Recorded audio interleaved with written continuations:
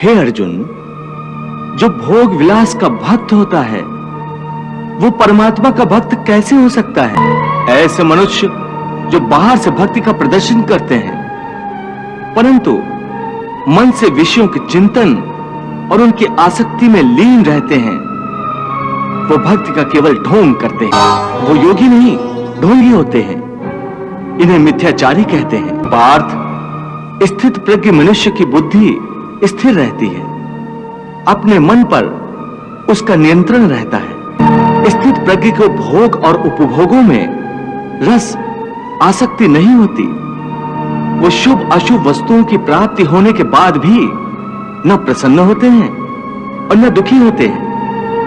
पार्थ, ऐसे महापुरुषों को पूर्ण विश्वास होता है कि ईश्वर सदा सर्वदा उनके साथ है, इसलिए वो किसी भी परिस्थिति में विचलित नहीं होते। ये कहना आसान है केशव, साधारण मनुष्य के लिए इस मानसिक स्तर पर पहुंचना बहुत कठिन है। इसके लिए सांसारिक मनुष्यों को किसी दैवीय सहायता की आवश्यकता होगी। तुमने ठीक कहा अर्जुन, भगवत कृपा के बिना कोई भी कार्य सिद्ध नहीं हो सकता। इसलिए मनुष्य को अपने पुरुषार्थ के साथ साथ प्रभु की भक्ति का भी आश्रय लेना चाहिए। हे अर्जुन, परमात्मा की भक्ति करने से मन सात्विक हो जाता है और विषयासक्ति पूर्णतः समाप्त हो जाती है। और यदि आसक्ति का नाश नहीं हुआ तो? आसक्ति का नाश नहीं हुआ तो मनुष्य का सर्वनाश हो जाता है। सर्वनाश? हां पार्थ, सर्वनाश।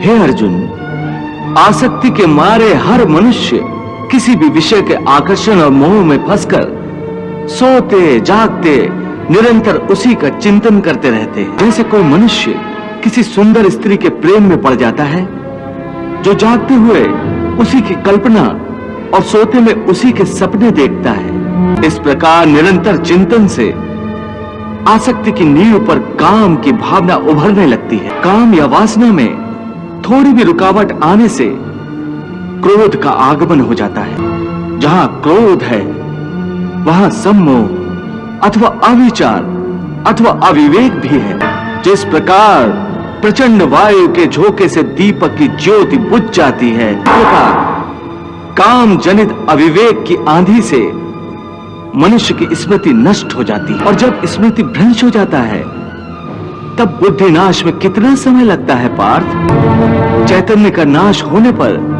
जो दशा शरीर की होती है, ठीक वही दशा बुद्धि का नाश होने पर मनुष्य की हो जाती है। बुद्धि नाश के कारण मनुष्य का भी सर्वनाश होता है। इसका अर्थ केशव, आसक्ति सर्वनाश का मूल है? हाँ अर्जुन, इसलिए तो मैं तुम्हें निरासक्त होने को कह रहा हूं, स्थित प्रज्ञ होने को कह रहा हूं, क्योंकि स्थित प्रज्ञ की स्थिति निष्काम कर्मयोग की चरमावस्था है। हे केशव, कृपया स्थित प्रज्ञ का कोई स्पष्ट उदाहरण देकर समझाओ। हे अर्जुन, विशाल और अथाह सागर का स्वभाव स्थित प्रज्ञ मनुष्य की भांति ही होता है। हे पार्थ, नदी में यदि अधिक पानी आ जाए तो उस नदी में बाढ़ आ जाती है। उसकी तूफानी लहरें किनारों को तोड़कर चारों ओर तबाही मचा देती है। यह हाल एक क्षुद्र मन वाले व्यक्ति का होता है। थोड़ा सा धन, थोड़ी सी सफलता उसे हजम नहीं होती और धन और सफलता के नशे में चूर वो मर्यादाएं तोड़कर एक ओछे इंसान की तरह हरकतें करने लगता है। परंतु स्थित प्रज्ञ मनुष्य एक सागर की भांति होता है, जिसमें चारों ओर से नदियों का जल निरंतर जमा होता रहता है, परंतु सागर उसी प्रकार शांत रहता है। नदियों का जल उसकी गहराई में गुम हो जाता है और सागर कभी अपने किनारे नहीं तोड़ता।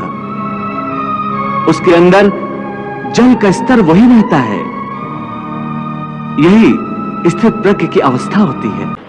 इसी तरह सब प्रकार के भोग स्थित प्रज्ञ मनुष्य में किसी भी प्रकार का विकार उत्पन्न करने में असमर्थ होकर उसी में समा जाते हैं। अर्थात स्थित प्रज्ञ मनुष्य समस्त भोगों का उपभोग करते हुए भी आसक्ति से मुक्त रहते हैं। पार्थ, ऐसे स्थित प्रज्ञ को परम शांति प्राप्त होती है। ऐसे स्थित प्रज्ञ मनुष्य ही जगत का कल्याण करते हैं, लोक कल्याण करते हैं। सामान्य मनुष्य तो भोग की पदार्थों के पीछे दौड़ते हुए अपनी जीवन यात्रा समाप्त कर देता है, परंतु स्थित प्रज्ञ मनुष्य की जीवन यात्रा जन कल्याण का उद्देश्य रखती है। पार्थ, सामान्य मनुष्य रात्रि का अंधकार होने पर सो जाता है तथा सूर्योदय होने पर जाग जाता है, परंतु योगी की दृष्टि में देह का सोना जागना महत्वपूर्ण नहीं है। कर्मयोगी ज्ञान के प्रकाश को दिन तथा अज्ञान के अंधकार को ही रात मानता है। पार्थ, विषयों के बारे में अज्ञान रात्रि के अंधकार के समान है। संसारी मनुष्यों की रात्रि के समय अज्ञानी नाशवान सांसारिक सुख उपभोगों में व्यस्त रहते हैं। ज्ञानी और योगी जागते हैं और परमात्मा का चिंतन करते हैं।